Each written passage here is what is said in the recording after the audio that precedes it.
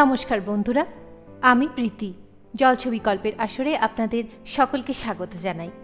আজ আপনারা শুনবেন শ্রদ্ধেয় লেখক প্রভাত কুমার মুখোপাধ্যায়ের কলমে বউচুরি। তার আগে বলে রাখি, প্রত্যেক মঙ্গলবার এবং শনিবার ঠিক রাত 9টায় জলছবিতে আপনারা পেয়ে যাবেন নতুন নতুন গল্প। তাই এখনও পর্যন্ত যারা জলছবি চ্যানেলটিকে সাবস্ক্রাইব করেননি তারা অবশ্যই সাবস্ক্রাইব করে রাখুন। শুরু করছি আজকের গল্প বউচুরি।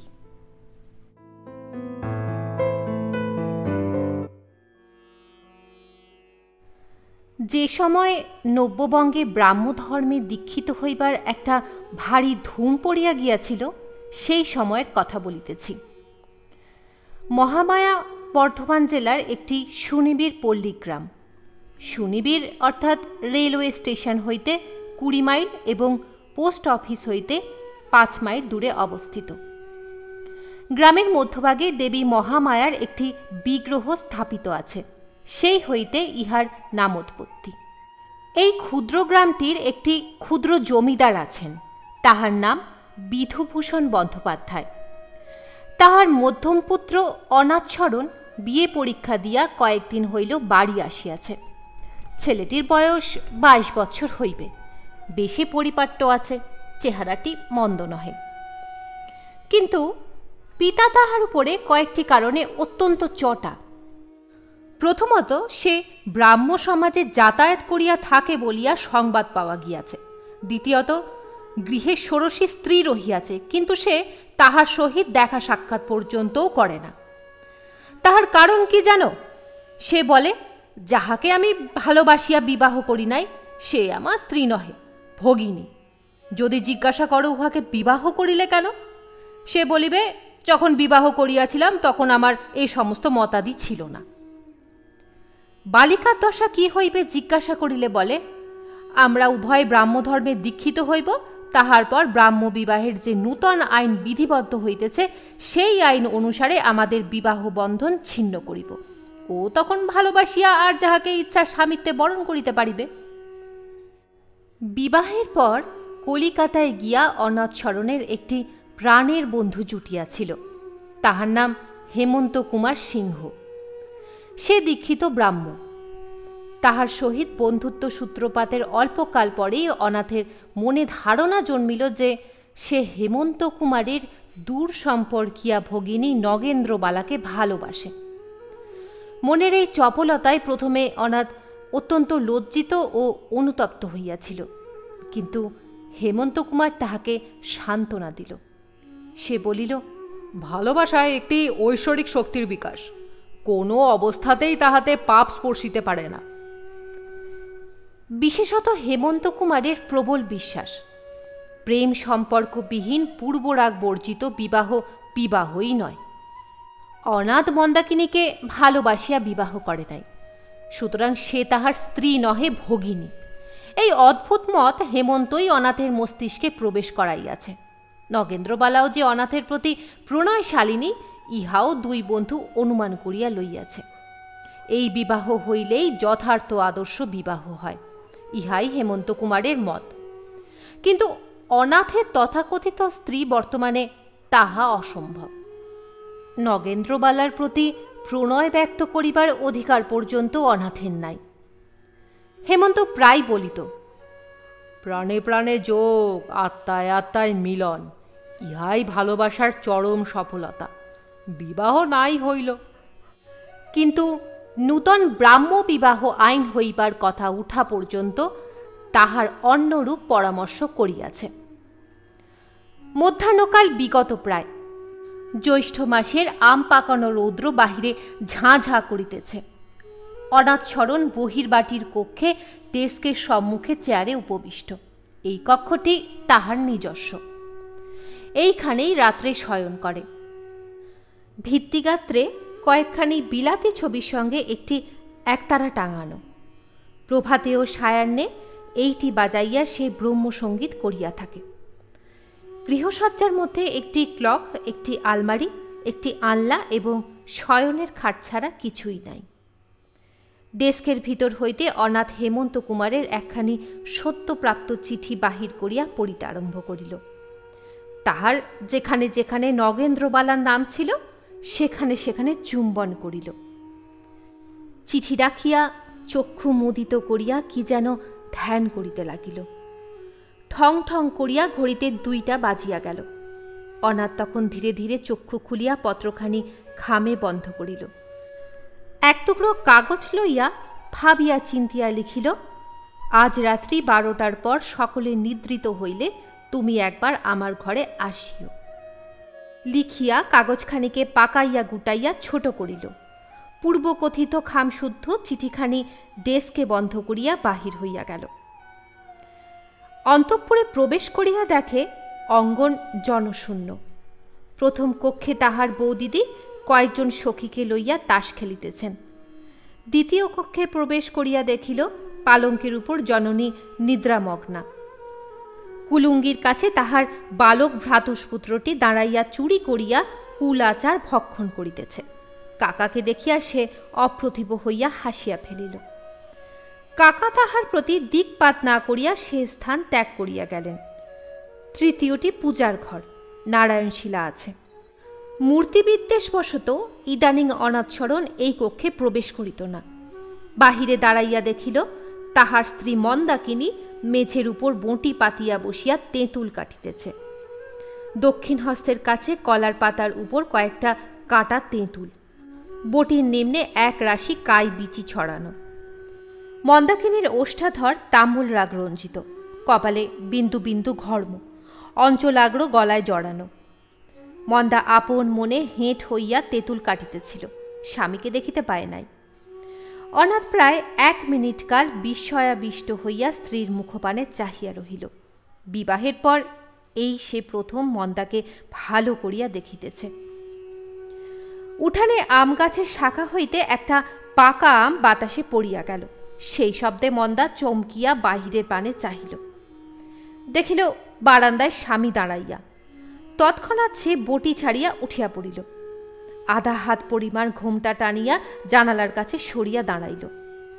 তাহার অঞ্চলবদ্ধ চাবিগুলি ঝিনঝিন করিয়া বাজিয়া উঠিল।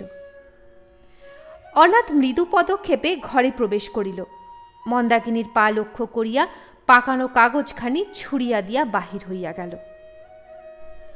সে চলিয়া গেলে মন্দা কাগজখানি কুড়াইয়া লইল। প্রথমত দুয়ারটা বন্ধ করিয়া দিল। জানালার কাছে আসিয়া কাগজখানি খুলিয়া পাঠ করিল। তাহার পর বাহিরে চাহিল। একটা আম গাছে কাঁচা পাকা অসংখ্য আম ধরিয়া রহিয়াছে। তাহার ভিতর বসিয়া কোকিল ডাকিতেছে, অনেক দূরে ঘুঘু ডাকিতেছে।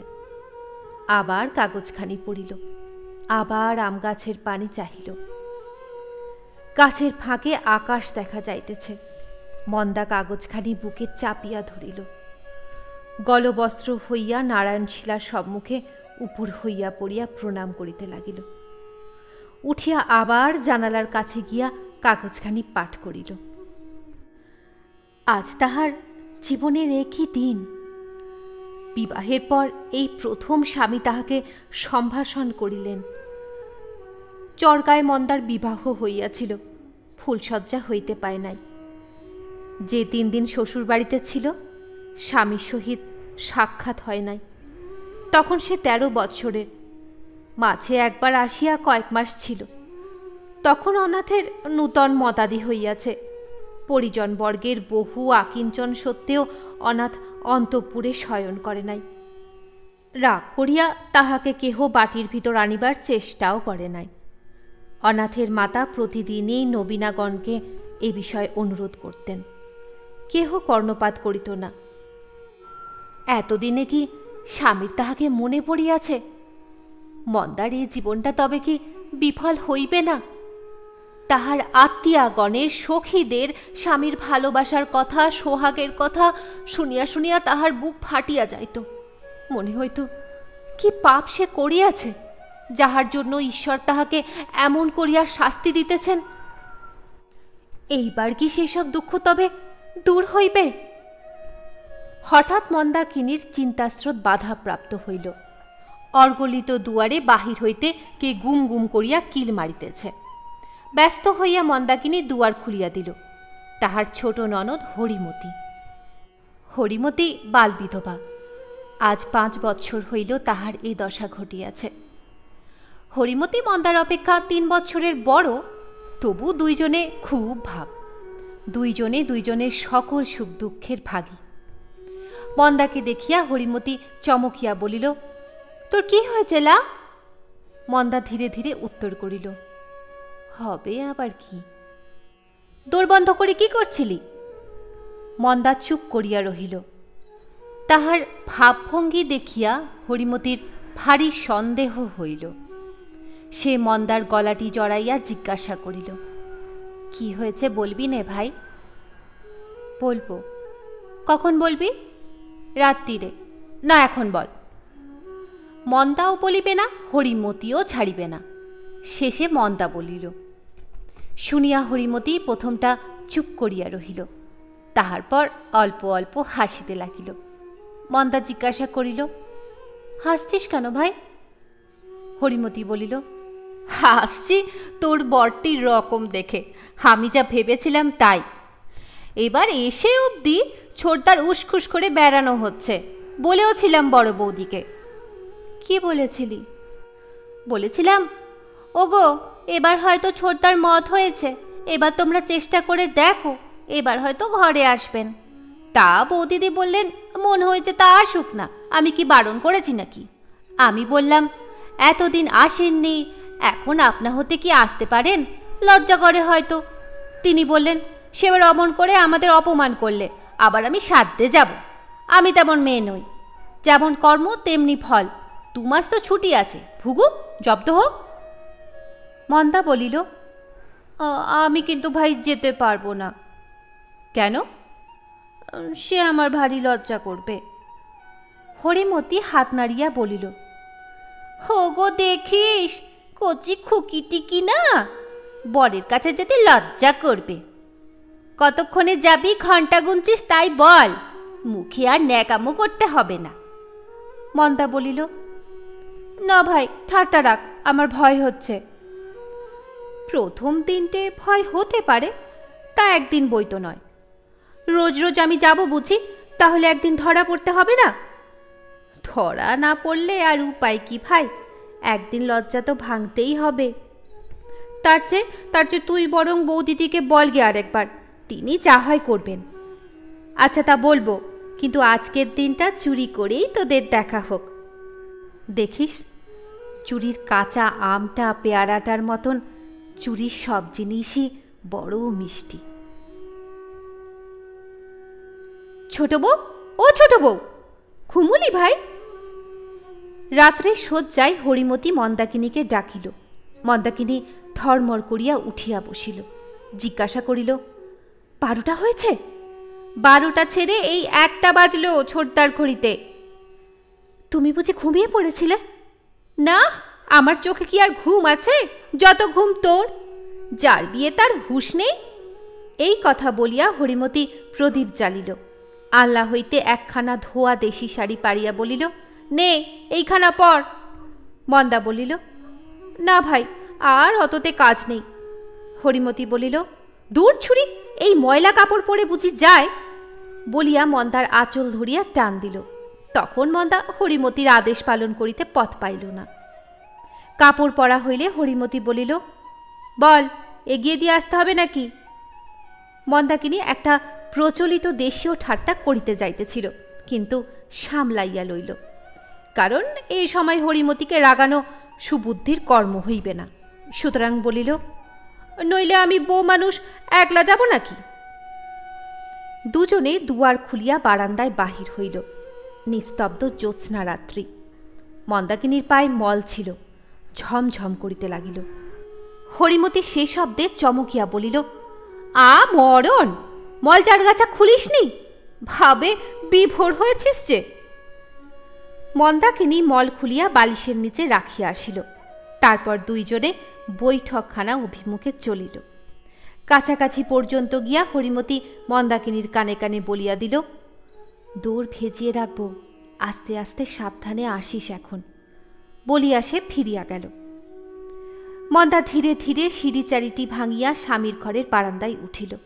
দুয়ারের ফাঁক দিয়া দেখিল আলো জ্বলিতেছে। প্রবেশ করিতে তাহার অত্যন্ত ভয় হইতে লাগিল, বুকটি দুরু দুরু করিতে লাগিল। পা আর উঠে না। শেষে সাহসে ভর করিয়া দুয়ারটি নিঃশব্দে খুলিয়া প্রবেশ করিল। দেখিল মাথার শিওরে বাতি জ্বালিয়া স্বামী নিদ্রা যাইতেছেন। পিছু ফিরিয়া দুয়ার বন্ধ করিয়া মন্দাকিনী খিল দিল, বাতিটা নিবাইয়া দিল। ঘরে জ্যোৎস্না প্রবেশ করিয়াছিল, এখন তাহা যেন হাসিয়া উঠিল। স্বামীর বিছানায় স্বামীর মুখে জ্যোৎস্না পড়িয়াছে। মন্দা দাঁড়াইয়া অনেকক্ষণ সেই সুপ্ত মুখখানি দেখিল, ভাবিল, ইনি আমার স্বামী। আমার স্বামী তো বড় সুন্দর। এই রূপে 1 মিনিট অতিবাহিত হইল। মন্দা মনে মনে বলিল, বেশ মানুষ তো, লোককে ডেকে এনে নিজে দিব্যি করে নিদ্রে হচ্ছে। কি করবে কিয়ৎক্ষণ ভাবিল, শেষে স্থির করিল, কখনও তো পদসেবা করিতে পাই নাই, এই প্রথম, সুযোগ ছাড়ি কেন। তখন সে সন্তর্পণে স্বামীর পদতলে উপবেশন করিয়া পায়ে হাত বুলাইতে লাগিল। আরামে অনাথ-শরণের নিদ্রা গভীরতর হইল। জানালা দিয়া মিঠা মিঠা দক্ষিণা বাতাস আসিতেছে। এইভাবে কিয়ৎকাল প্রায় 8 ঘণ্টা কাটিলে মন্দা স্বামীর পায়ের কাছে শুইয়া ঘুমাইয়া পড়িল। 2টা বাজিবা মাত্র অনাথের নিদ্রাভঙ্গ হইল। চেতনা প্রাপ্তির প্রথম কয়েক মুহূর্ত অনুভব করিল, তাহার মন যেন কিসের প্রতীক্ষায় ব্যাপৃত রহিয়াছে। ক্রমে স্মরণ হইল, আজ মন্দাকিনীকে আসিতে বলিয়াছে। যতক্ষণ জাগিয়াছিল তাহারই প্রতীক্ষা করিতেছিল। যখন 12:30 হইয়া গেল, তখন মন্দাকিনী আসিবে না বুঝিয়া শয়ন করিয়াছে। এই ভাবিতে ভাবিতে পার্শ্ব পরিবর্তন করিল। অমনি তাহার পা মন্দাকিনীর গায়ে ঠেকিল। কোমল স্পর্শে অনাথ বিস্মিত হইয়া উঠিয়া বসিল। দেখিল মন্দাকিনী ঘুমাইতেছে। জ্যোৎস্না তখন সরিয়া গিয়াছে, মন্দাকিনীর মুখখানির উপর পড়িয়াছে। সেই আলোকে অনাথ সুপ্তিমগ্না নব যৌবনা পত্নীকে দেখিতে লাগিল। বড় সুন্দর বলিয়া মনে হইল। ঠোঁট দুখানি একবার কাঁপিয়া উঠিতেছে। মন্দা বুঝি তখনও স্বপ্ন দেখিতেছিল। স্ত্রীর মুখপানে চাহিয়া অনাথ ভাবিতে লাগিল, এই বড় সুন্দর তো, এ যেন নগেন্দ্রবালার চেয়েও সুন্দর। 2-3 মিনিট এইভাবে কাটিলে অনাথ সহসা মুখ ফিরাইয়া লইল। চক্ষু বুজিয়া অস্ফুট স্বরে বলিল, হে ঈশ্বর, আমার হৃদয় বল দাও। চন্দ্রালোক হৃদয় দুর্বলতা আনয়ন করে ভাবিয়া অনাথ তাড়াতাড়ি পাতিটা জ্বালিয়া ফেলিল। কেরোসিনের তীব্র আলোকে মনে হইল বুঝি স্বপ্ন জরিমা ভাঙিয়া গিয়াছে। মন্দাকিনীর গায়ে হাত দিয়া তাহাকে জাগাইল। মন্দা উঠিয়া অত্যন্ত সংকুচিত হইয়া পড়িল। কাপড় চোপড়গুলো কিছুতেই যেন আর বাগ মানে না। অনেক চেষ্টার পর রীতিমতো ঘোমটা দিয়া অনাথের পানে একবার আর চোখে চাহিয়া মুখ নত করিয়া বসিল। অনাথ ডাকিল, মন্দাকিনী। মন্দা নিমেষমাত্র কাল ঘোমটার ভিতর হইতে অনাথের পানে দৃষ্টিপাত করিয়া আবার চক্ষু নামাইল। মন্দাকিনী, আজ তোমায় কেন ডেকেছি জানো? মন্দা ঘাড় নাড়িয়া বলিল সে জানে না। অনাথ বলিল, তবে শোনো, আমার সঙ্গে তোমার কলকাতায় যেতে হবে, যাবে? মন্দা উত্তর করিল না। অনাথ বলিল, যাবে কি? অতি মৃদুস্বরে মন্দা বলিল, আমাকে যেখানে নিয়ে যাবে সেইখানে যাব। আমার বাপ মার অমতে অজান্তে যেতে পারবে? মন্দা কোনো উত্তর করে না। অনাথ বলিল, কথা কও, এখন লজ্জার সময় নয়, যেতে পারবে? বলো। সকলেই বিদেশে স্ত্রী নিয়ে যাচ্ছে। সে প্রস্তাব আমি হাড়ু কাকাকে দিয়ে করিয়েছিলাম, বাবার মত নেই। বলেছেন ওর এখন মতিগতি স্থিরতা কি, নিজে যে চুলোয় ইচ্ছে হয় সেই চুলোয় যাক। বাড়ির বউটাকে জুতো মোজা পরিয়ে ব্রাহ্ম সমাজে নিয়ে যাবে, সে আমি বেঁচে থাকতে দেখতে পারবো না। তুমি আমায় ব্রাহ্ম সমাজে নিয়ে যাবে? সত্যি কি? আমরা দুজনে পবিত্র ব্রাহ্ম ধর্মে দীক্ষিত হব। মন্দাকিনী প্রমাদ গণিল। স্বামী কি রহস্য করিতেছেন? বলিল, আমি ঠাকুর দেবতা মানি, কি করে ব্রহ্মজ্ঞানী হব? অনাথ রীতিমতো গাম্ভীর্যের সহিত বলিল, ও সকল বিশ্বাস তোমায় পরিত্যাগ করতে হবে, ওসব ভুল। আমি কি করে এক ঈশ্বরে বিশ্বাস করি? তুমি লেখাপড়া শিখেছ, আমার কি বুদ্ধি আছে? তোমাকে লেখাপড়া শেখাবো, কলকাতায় গিয়ে সমস্ত বন্দোবস্ত করে দেব, মেয়েদের স্কুলে ভর্তি করে দেব। মন্দাকিনী ঘাড় নাড়িয়া বলিল, লেখাপড়া যদি শিখতে হয় তবে আমি তোমার কাছে শিখব, পুরো বয়সে আমি স্কুলে যেতে পারবো না। অনাথ কিয়ৎক্ষণ চুপ করিয়া থাকিয়া বলিল, তুমি ভুল বুঝছ, আমরা দুজনে একত্রে এক বাড়িতে থাকবো না তো? মন্দাকিনী বিস্মিত স্বরে জিজ্ঞাসা করিল, তবে তবে আমি কোথায় থাকব? সেই স্কুলেই, সেইখানে মেয়েরা পড়ে থাকে, রীতিমতো সকল বন্দোবস্ত আছে। মন্দা স্থির স্বরে বলিল, তবে আমি যাব না। অনাথ দেখিল যেখানে রোগ সেখানে চিকিৎসা হইতেছে না, সকল কথা খুলিয়া বলা আবশ্যক। বলিল, কেন আমি এতদিন তোমার সঙ্গে দেখা সাক্ষাৎ করিনি, তুমি কিছু শুনেছ? মন্দা বলিল, শুনেছি, কিন্তু ভালো বুঝতে পারিনি। তবে বুঝে বলি শোনো। প্রথমত, আমাদের বিবাহ ভালোবাসার বিবাহ নয়। দ্বিতীয়ত, তার অনুষ্ঠানাদি পৌত্তলিক মত অনুসারে হয়েছে। এই দুটি কারণে আমার মতে আমাদের বিবাহ অসিদ্ধ। সুতরাং তুমি আমার স্ত্রী নও, বোনের মতো, বুঝলে? না, ছি। তবে আর একটা কথা খুব স্পষ্ট করে বলি শোনো, আমি তোমায় ভালোবাসি নে। মন্দা বলিল, তা তো দেখতেই পাচ্ছি। আমি আর একজনকে ভালোবাসি। তবে আমায় কলকাতায় নিয়ে কি করবে? দেখো মন্দা, আমি তোমায় ভালো না বেশে বিয়ে করেছি, সেই তোমার প্রতি যথেষ্ট অত্যাচার করা হয়েছে। তার উপর তোমার বাকি জীবনটা নিষ্ফল করে দিয়ে আর সর্বনাশ করব না। আমরা দুজনেই ব্রাহ্ম ধর্ম গ্রহণ করলে আমাদের বিবাহ বন্ধন ছিন্ন করা যাবে। তখন তুমি স্বাধীন হবে, যাকে ইচ্ছে বিবাহ করো। এই জন্যে কলকাতায় গেলে আমাদের একত্র বাস অসম্ভব। সব কথা বুঝতে পারলে? মন্দাকিনী বেশি করিয়া ঘোমটা দিল, কোনো উত্তর করিল না, প্রশ্নও করিল না, কাঠের পুতুলের মতো বসিয়া রহিল। কিয়ৎক্ষণ পরে অনাথ জানিতে পারিল মন্দা কাঁদিতেছে। ইহাতে অনাথ মনে ক্লেশ অনুভব করিল।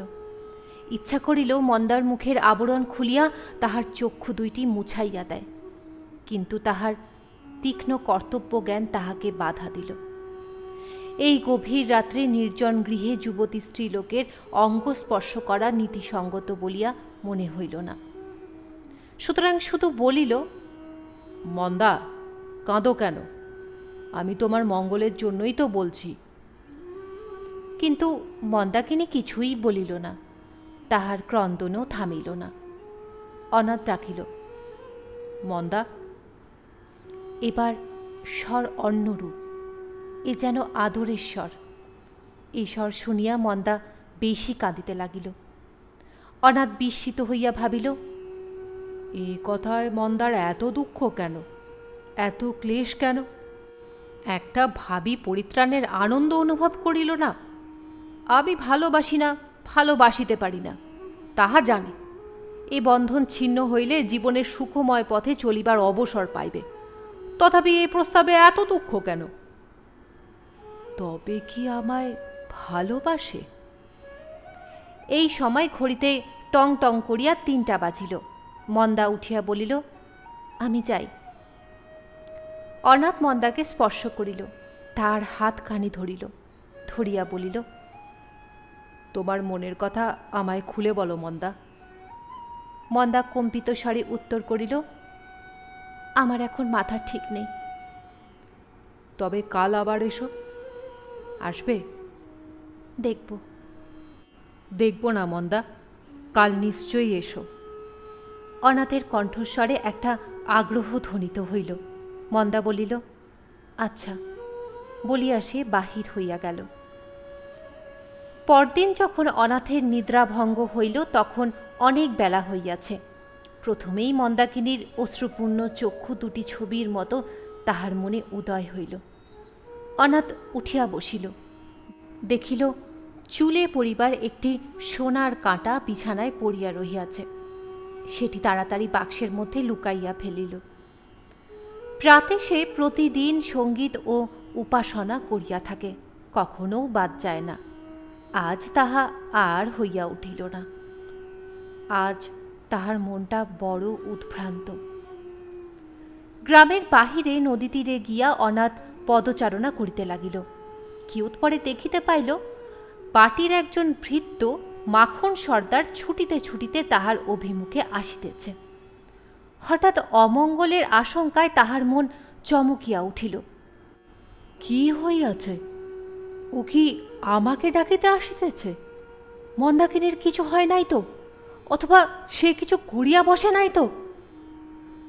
মাখন সর্দার নিকটস্থ হইলে অনাথ দেখিল সে কাঁদিতেছে। দ্রুত স্বরে জিজ্ঞাসা করিল, কিরে মাখন, কি হয়েছে? মাখন কাঁদিতে কাঁদিতে বলিল, দাদা ঠাকুর, সর্বনাশ হইয়েছে। রোজা ডাকতে যাচ্ছি, কাটি খা। কাটি খা অর্থে সর্পাঘাত। অনাথ ভাবিল মন্দাকিনীকে সর্পে দংশন করিয়াছে। মাখন ততক্ষণ অনেক দূরে। কাহারেরও হইয়াছে তাহা জিজ্ঞাসা করা হইল না। তখনই অনাথ বাড়ি ফিরিল। প্রথমে সহজ পদক্ষেপ আরম্ভ করিয়াছিল, ক্রমে গতির বৃদ্ধি করিল, পরে দৌড়তে লাগিল। সদর দরজায় বাড়িতে আসিতে একটু ঘুরিতে হয়। বাগানের দুয়ার দিয়া প্রবেশ করিল। বাগানে বাগানে বাড়ির কাছাকাছি আসিয়া কিয়ৎ দূরে গাছের আড়ালে হরিমতি ও মন্দাকিনীকে দেখিতে পাইল। তাহারা পুষ্করিণীতে স্নান করিতে যাইতেছে। দেখিয়া অনাথ হাঁপ ছাড়িয়া বাঁচিল। উভয়েরই মাথার কাপড় খোলা। মন্দাকিনীর মুখখানি বিষণ্ণতা মাখা, হরিমতির চক্ষু দুইটি কৌতুকপূর্ণ। প্রথমে হরিমতিরা অনাথকে দেখতে পায় নাই, কাছাকাছি আসিয়া দেখিতে পাইল। মন্দাকিনী ব্যস্ত হইয়া ঘোমটা দিল। হরিমতি অনাথের প্রতি যেন গোপনে হাস্য করিতেছে, যেন তাহার চক্ষু দুইটি দাদাকে বলিতেছে, আমি সব জানি গো, সব জানি। অনাথ জিজ্ঞাসা করিল, হরি, কাকে সাপে কামড়েছে? হরিমতি বিস্মিত হইয়া বলিল, সাপে কামড়েছে? কই, তা তো জানি নে।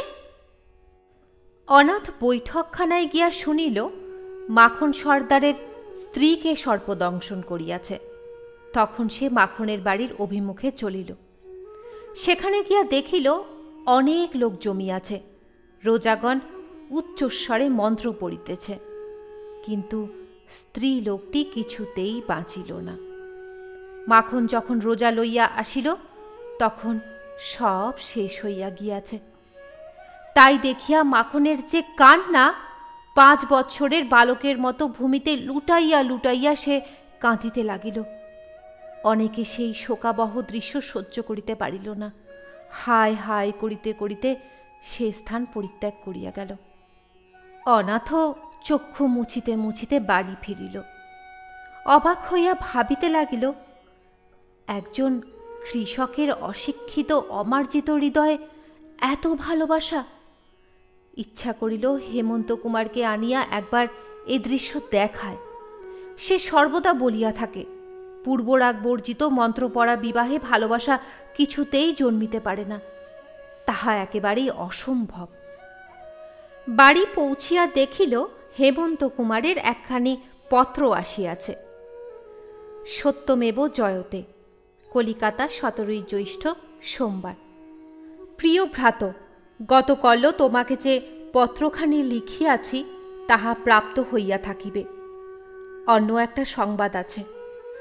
কান্তপুরের রাজা শ্রীযুক্ত অশ্বিনী রঞ্জন রায় বাহাদুর তাহার পুত্রের জন্য গৃহশিক্ষক অন্বেষণ করিতেছিলেন। বৈকালে 2 ঘণ্টা পড়াইতে হইবে, বেতন 50 টাকা। আমি ইহা শ্রবণ করিয়া তাহার সহিত সাক্ষাৎ করিয়াছি। তোমায় তিনি ওই কার্যেও নিযুক্ত করিতে পারিলে অত্যন্ত সুখী হইবেন, কিন্তু তাহা হইলে তোমায় 1 সপ্তাহের মধ্যে কার্যে প্রবৃত্ত হইতে হইবে। অতএব তুমি পত্রপাঠ মাত্র পূর্ব পরামর্শ মতো শ্রীমতী মন্দাকিনীকে লইয়া চলিয়া আইস। তোমার উত্তর পাইলেই বালিকা বিদ্যালয় তাহার জন্য সমস্ত বন্দোবস্ত করিয়া রাখিব। আমার সহিত দেখা হইলেই নগেন্দ্রবালা তোমার কথা জিজ্ঞাসা করেন। তোমার প্রতি তাহার প্রেম যে উত্তরোত্তর বৃদ্ধি পাইতেছে তাহাতে সন্দেহ নাই। ভগিনী মন্দাকিনীকে লইয়া আসা সম্বন্ধে তুমি কিছুমাত্র দ্বিধা বা শঙ্কা করিও না। যদি বাধাপ্রাপ্ত হও তো স্মরণ করিও, পৃথিবীতে অধিকাংশ শুভ কার্য সম্পাদনেই বাধা অতিক্রম করিতে হইয়াছিল। ঈশা স্বীয় প্রিয় প্রচার করিবার জন্য আপনার প্রাণ পর্যন্ত দিতে কুণ্ঠিত হয় নাই। সর্বমঙ্গল বিধাতা তোমার সহায় হন। ভবদীয় শ্রী হেমন্ত কুমার সিংহ। অনাথ হেমন্ত কুমারের পত্রের কোনো উত্তর দিল না। মন্দাকিনীর অশ্রুমাখা মুখখানি কেবল তাহার মনে পড়িতে লাগিল। সে যে সম্মত নয়, সে যে ভারী দুঃখিত। কি করিয়া তাহাকে কলিকাতায় লইয়া যাইবে? অদ্য প্রভাতে মাখন সর্দারের ব্যাপার দেখিয়া তাহার মত ও বিশ্বাসে একটু আঘাত লাগিয়াছে। হয়তো মন্দাকিনী তাহাকে ভালোবাসে, তাই বিবাহ বন্ধন ছিন্ন করিবার প্রস্তাবে সে এত দুঃখাতুর। বিবাহের পূর্বে প্রণয় সঞ্চার না হইলে পরে যে তাহা হইবেই না, তাহার স্থিরতা সম্বন্ধে অনাথের মনে সংশয় উপস্থিত হইয়াছে। সন্ধ্যাবেলা তাহার ভ্রাতুষ্পুত্রটি আসিয়া তাহার হাতে একটি পত্র দিয়া সবেগে পলায়ন করিল। খাম আঠা দিয়া বন্ধ। ভিতরে চিঠি রহিয়াছে, অথচ কোনো শিরোনামা নাই। অনাথ খামখানি ছিঁড়িয়া চিঠি বাহির করিয়া পড়িল।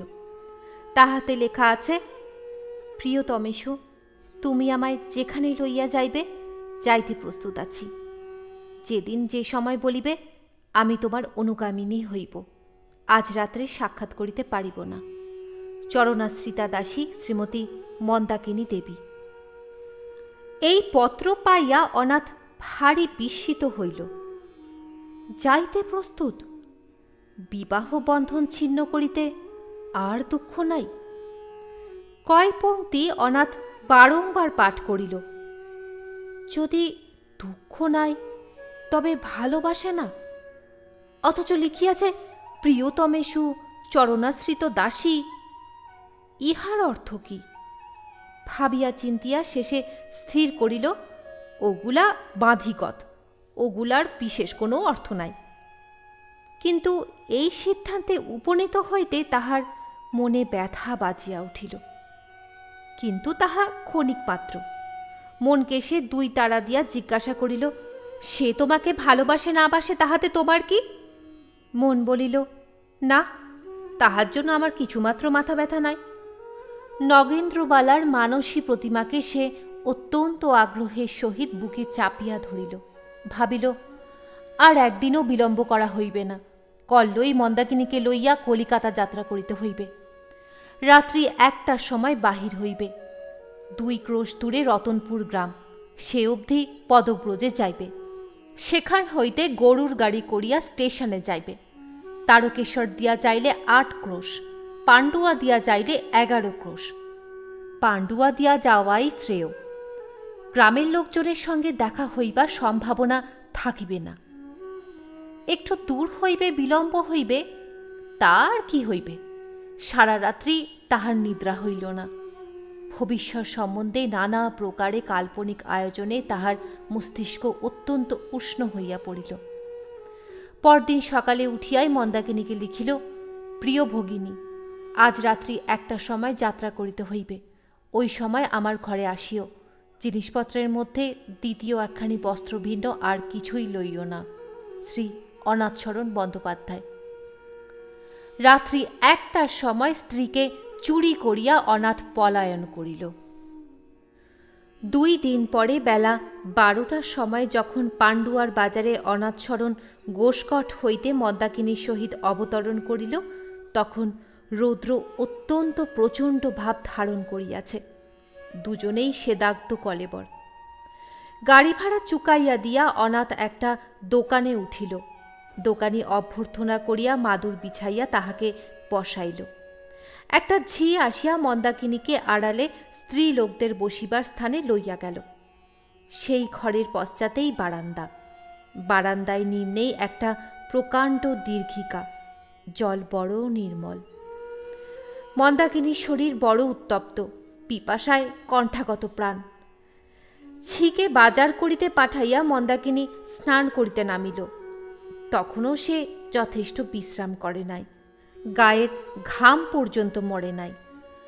যতক্ষণ ঝি ফিরিল না ততক্ষণ ৮ ঘণ্টা হইবে মন্দা জলে পড়িয়া রহিল। ঝি আসিলে উঠিয়া মাথা গা মুছিয়া রান্না চড়াইয়া দিল। এই অত্যাচারের প্রতিফল পাইতে কিছুমাত্র বিলম্ব হইল না। রন্ধন সমাপ্ত হইবার পূর্বেই মন্দা প্রবল জ্বরে আক্রান্ত হইল। অনাথ স্নান করিয়া জল খাইয়া স্টেশনে গিয়াছিল গাড়ির খবর লইতে এবং হেমন্ত কুমারকে টেলিগ্রাম পাঠাইতে। ফিরিয়া আসিয়া দেখে এই ব্যাপার। মন্দার গায়ে হাত দিয়ে দেখিল গা একেবারে পুড়িয়া যাইতেছে। চক্ষু দুইটি জবা ফুলের মতো লালবর্ণ। শীতে হাত পা ঠক ঠক করিয়া কাঁপিতেছে। সঙ্গে না আছে বিছানা, না আছে বালিশ, না আছে বাহুল্য বস্ত্র। মন্দা কিসেই বা শয়ন করিবে, কি বা গাত্রে দিবে? অনাথ বলিল, একটু অপেক্ষা করো, আমি একখানা কম্বল চেয়ে এনে বিছানা করে দিচ্ছি। মন্দাকিনী বলিল, তুমি আগে খেতে বসো, তোমাকে ভাত বেড়ে দিই, তারপর শোবো এখন। অনাথ বলিল, পাগল, এখন ভাত বাড়তে হবে না তোমায়। তোমার এমন অসুখ, আমি কি খেতে পারি? মন্দা কাঁপিতে কাঁপিতে বলিল, আমার আমার অসুখটা কি? তা বলে তুমি উপবাসী থাকবে? দুদিনের কষ্টে তোমার মুখ শুকিয়ে আধখানি হয়ে গেছে। অনাথ দোকানের নিকট চাহিয়া একখানা বালাপোষ আর খান ২-৩ কম্বল লইয়া আসিল। সেইগুলি দিয়া বিছানা করিয়া মন্দাকে বলিল, শোবে এসো। মন্দা বলিল, ও কি কথা, তুমি না খেলে আমি শোব না। অনাথ শুনিল না, মন্দাকিনীকে শয়ন করাইল। বিছানায় শুইয়া মন্দাকিনী ২-৩ বার বলিল, ভাত বেড়ে নিয়ে খাও তুমি, আপনি ঠান্ডা হয়ে গেলে খেতে কষ্ট হবে। কিন্তু আর বেশিক্ষণ চিৎ করিবার শক্তি তাহার রহিল না। অল্পে অল্পে জ্বর ঘোরে অচেতন হইয়া পড়িল। ৩ দিন পরে যখন মন্দাকিনীর জ্ঞান হইল, তখন সে চক্ষু খুলিয়া দেখিল বিছানার কাছে স্বামী বসিয়া। অনাথ জিজ্ঞাসা করিল, মন্দা, কেমন আছো? মন্দা বলিল, ভালো আছি, তুমি ভাত খেয়েছ? বলিতে বলিতে আশেপাশে দৃষ্টি করিয়া দেখিল সে দোকান নহে, কাহার গৃহ। পালঙ্কের উপর শয়ন করিয়া রহিয়াছে। জিজ্ঞাসা করিল, এ কি, আমি এ কোথায় রয়েছি? অনাথ বলিল, মন্দা, তোমাকে যে আর কথা কইতে শুনব তা ভাবিনি। ৩ দিন কেটে গেছে। এখানকার জমিদারের বাগান বাড়ি। মন্দা বলিল, ৩ দিন? হ্যাঁ মন্দা, ৩ দিন তুমি অচেতন হয়েছিলে। এখন যদি বাঁচাতে পারি তবেই সব সার্থক। মন্দা কিছুক্ষণ নীরব থাকিয়া অত্যন্ত ক্ষীণস্বরে বলিল, তোমায় একটা কথা বলবো। অনাথ বলিল, কি মন্দা? আমাকে বাঁচিও না। এ কথা শুনিয়া অনাথের চক্ষু দিয়া জল আসিতে লাগিল। বলিল, ছি মন্দা, ও কথা কি বলতে আছে? তুমি ভালো হবে, তুমি বাঁচবে। মন্দার ঠোঁট দুটি কাঁপিয়া উঠিল। জল ভরা চোখ দুইটি অনাথের পানে ফিরাইয়া বলিল, কি হবে আমার বেঁচে? আমায় যেতে দাও। অনাথ বলিল, না মন্দা, তোমাকে আমি যেতে দেব না। কি করবে আমায় নিয়ে? আমি তোমায় ভালোবাসব। রোগিণীর দুর্বল মস্তিষ্ক চিন্তার ভার আর সহিতে পারিল না। চক্ষু মুদিয়া মন্দা ঘুমাইয়া পড়িল। কিয়ৎক্ষণ পরে ডাক্তারবাবু আসিলেন। অনাথ সহাস্য মুখে তাহাকে নমস্কার করিয়া বলিল, দুপুরবেলাকার ওষুধটায় বেশ ফল হয়েছে। এই কিছুক্ষণ আগে কথাবার্তা কয়েছেন। ডাক্তারবাবু বলিলেন, তবে আর ভাবনা নেই, এ জ্বরটুকু 2 দিনে সারিয়ে দেব। কিন্তু আপনি যে মারা গেলেন, এই 3 দিন তো একরকম না খেয়ে আপনি ঠায় বসে আছেন। আপনার মতো পত্নী প্রেমিক স্বামী আমি খুব কম দেখেছি। অনাথ মনে মনে বলিল, খুব কমই বটে। প্রকাশ্যে বলিল, আমার স্ত্রী আমি তো স্বভাবতই করব, কিন্তু আপনি যে সহৃদয়তার পরিচয় দিয়েছেন তার তুলনা নেই। প্রবীণ ডাক্তারবাবু আত্মপ্রশংসায় সংকুচিত চিত্ত হইয়া বলিলেন, আমি বেশি কি করেছি? আমি যা করেছি সেই তো আমার পেশা, জীবিকা। আপনি যদি বাবুদের বলে ও বাগানবাড়ি খুলিয়ে না দিতেন, তাহলে দোকানের সেই স্যাঁতস্যাঁতে মেঝেতে কম্বলের উপর শুয়ে আমার স্ত্রী কদিন বাঁচতেন। ডাক্তারবাবু কথা উল্টাইয়া অন্য কথা পাড়িলেন। তাহার পর ঔষধপথ্যাদি সম্বন্ধে উপদেশ দিয়া প্রস্থান করিলেন। সেদিন রাত্রি 10টায় মন্দার জ্বরমুক্ত হইল। সে সারা রাত্রি সুনিদ্রা উপভোগ করিল। তাহার পার্শ্বে শয়ন করিয়া অনাথ কয়দিনের পর খুব ঘুমাইল। প্রভাতে যখন ডাক্তারবাবু আসিলেন, তখন মন্দাকিনী তাহাকে দেখিয়া মাথায় কাপড় দিল। জ্বর ছাড়িয়াছে শুনিয়া ডাক্তারবাবু অত্যন্ত আনন্দ প্রকাশ করিলেন। বলিলেন, আর কিছুমাত্র ভয় নাই, এখন ইহাকে খুব প্রফুল্ল রাখা প্রয়োজন। ডাক্তারবাবু চলিয়া গেলে অনাথ মন্দাকে নিয়মিত ঔষধপথ্যাদি সেবন করাইল। তাহার পর দুইজনে কথাবার্তা আরম্ভ করিল।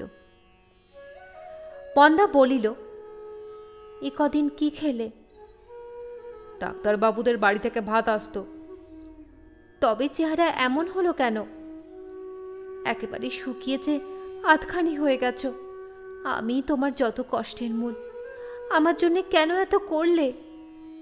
অনাথ মৃদু হাসিয়া বলিল, যদি আমার ব্যারাম হয় তাহলে তুমি আমার জন্য করতে না?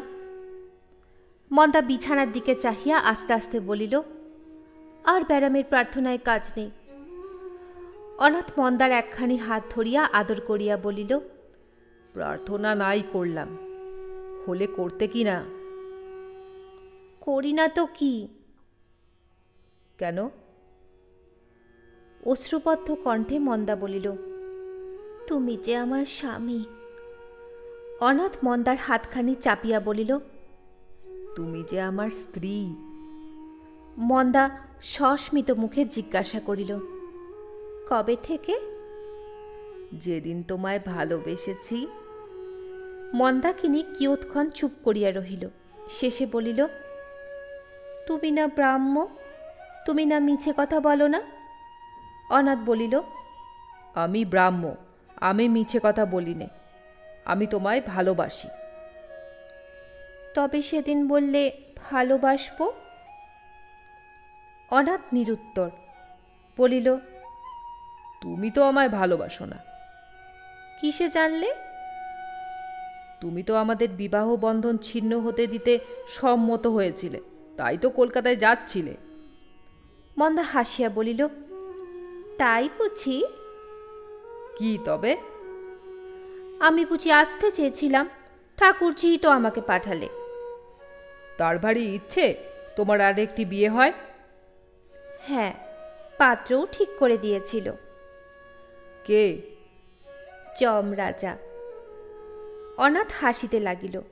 মন্দা বলিল, ঠাকুরজিই বলেছিল, তোকে যেমন দাদা বাড়ি থেকে চুরি করে নিয়ে যাচ্ছে, তুই তেমনি পথে তার মন ডাকাতি করবি। না যদি পারিস তবে। অনাথ বাধা দিয়া বলিল, তবে ওই যে বন্দোবস্ত, তার ডাকাতিই করেছ বটে। এদিকে অন্য বিয়ের জোগাড় যন্ত্রটিও তো বেশ করে তুলেছিলে। মন্দা বলিল, কিন্তু ভালোবাসার বিয়ে হচ্ছিল না, তাই ব্যাঘাত হলো। কখন আমি তোমার মন ডাকাতিটা করেছি শুনি? সেসব পরে বলবো। কখন করেছি সেটা বলো না। কখন? যেদিন আমার বিছানায় পায়ের তলায় শুয়ে ঘুমোচ্ছিলে তখন আরম্ভ করেছ আর কি। তারপর সারা পথে। চাণক্য পণ্ডিত বুধগণের প্রতি উপদেশ দিয়েছেন, ঘৃত কুম্ভ সমা নারী এবং তপ্ত অঙ্গার সম পুরুষকে একত্র স্থাপন করিবে না, করিলে বিপদ ঘটিতে পারে। সেই নরনারী যদি স্বামী স্ত্রী হয় এবং তাহাদের বয়স যদি তরুণ হয়, তাহা হইলে কি আর রক্ষা আছে? মন্দা অল্প হাসিতে হাসিতে বলিল, পথে কেন তবে আত্মসমর্পণ করনি? অনাথ কিছু না বলিয়া স্ত্রীর মুখের পানে চাহিয়া রহিল। মন্দা মৃদুস্বরে বলিল, নগেন্দ্রবালা? আমার স্বামীকে নগেন্দ্রবালা নেবে? নগেন্দ্রবালার বড় সাধ্যি। চলো একবার কলকাতায়, তাকে আমি দেখব। অনাথ বলিল, কলকাতায় তো যাব না, পশ্চিমে যাব তোমার শরীর সারাতে। মন্দা এ কথা যেন কানে তুলিল না, জিজ্ঞাসা করিল, সত্যি সে তোমায় ভালোবাসে? তাহলে তার তো ভারী দুঃখ হবে। সে আমায় ভালোবাসে কিনা সেই জানে আর ঈশ্বর জানেন। বলেনি? জিজ্ঞাসা করনি? তার সঙ্গে কখনো এ কথা হয়নি। তুমি ভালোবাসতে তা সে জানে? কি করে জানবে? মন্দা অভিমান ভরে বলিল, সে না জানো, তুমি তো বাঁচতে। অনাথ বলিল, কই আর বাঁচতাম? তাহলে তুমি শীঘ্র এত সম্পূর্ণভাবে আমাকে জয় করলে কি করে? এই ঘটনায় প্রমাণ হয়ে গেল আমি যথার্থ ভালোবাসতাম না। শুধু চোখের ভালোবাসা ছিল, অন্তরে প্রবেশ করেনি। তার বিদ্যা, তার বুদ্ধি, তার আচার ব্যবহারের সৌন্দর্য, এই সমস্ত আমাকে মুগ্ধ করেছিল। 2 দিন পরে মন্দা পথ্য পাইল। 2টি দিন দুইজনে বাগান বাড়িতে বড়ই আনন্দে যাপন করিল। আজ সন্ধে ডাক্তারবাবুদের বাড়ি নিমন্ত্রণ খাইয়া কল্ল প্রভাতের গাড়িতে তাহারা মুঙ্গের যাত্রা করিবে। সমস্ত ঠিকঠাক। সন্ধ্যার পর ডাক্তারবাবুর বৈঠকখানায় বসিয়া অনাথ হেমন্ত কুমারের নিকট হইতে এই পত্র পাইল। ব্রহ্ম কৃপাহি কেবলং, কলিকাতা 25শে জ্যৈষ্ঠ মঙ্গলবার। প্রিয় ভ্রাত, ভগিনী মন্দাকিনীর অসুস্থতার সংবাদে অত্যন্ত দুঃখিত হইলাম। ঈশ্বর শীঘ্র তাহার আরোগ্য বিধান করুন। আজ তোমায় একটি দারুণ দুঃসংবাদ দিব, প্রস্তুত হও। তুমি বলিয়াছিলে তোমার দৃঢ় বিশ্বাস নগেন্দ্রবালা তোমাকে ভালোবাসেন।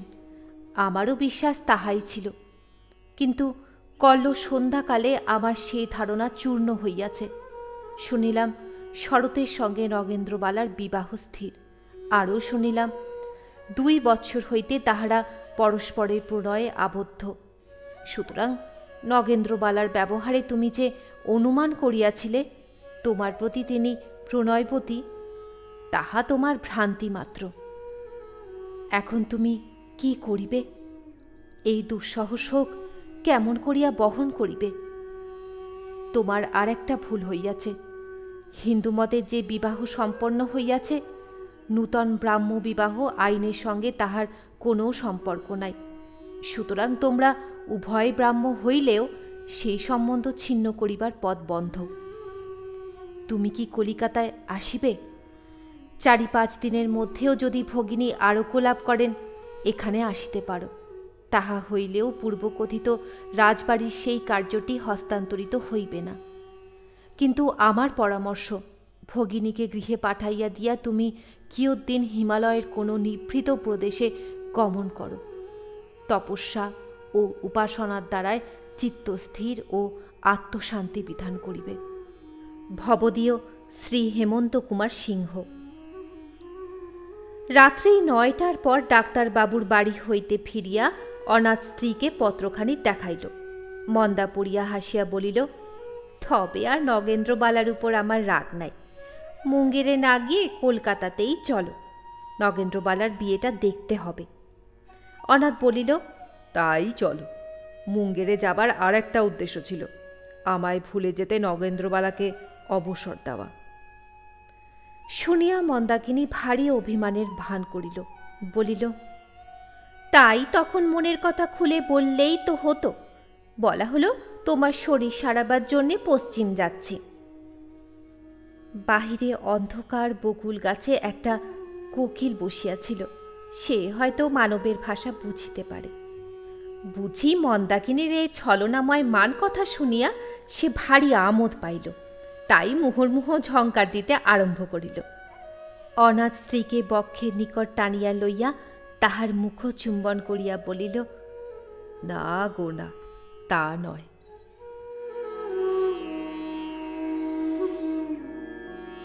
এতক্ষণ শুনছিলেন শ্রদ্ধেয় লেখক প্রভাত কুমার মুখোপাধ্যায়ের কলমে বউচুরি। আশা করি গল্পটি সকলের খুব ভালো লেগেছে। আরও আরেকবার মনে করিয়ে দিই, প্রত্যেক মঙ্গলবার এবং শনিবার ঠিক রাত 9টায় জলছবিতে আপনারা পেয়ে যাবেন নতুন নতুন গল্প। তাই এখনও পর্যন্ত যারা জলছবি চ্যানেলটিকে সাবস্ক্রাইব করেননি তারা অবশ্যই সাবস্ক্রাইব করে রাখুন, আর বেল আইকনটি অবশ্যই প্রেস করে রাখবেন। সবাই ভালো থাকবেন। আজকের মতো আসি তাহলে, ধন্যবাদ।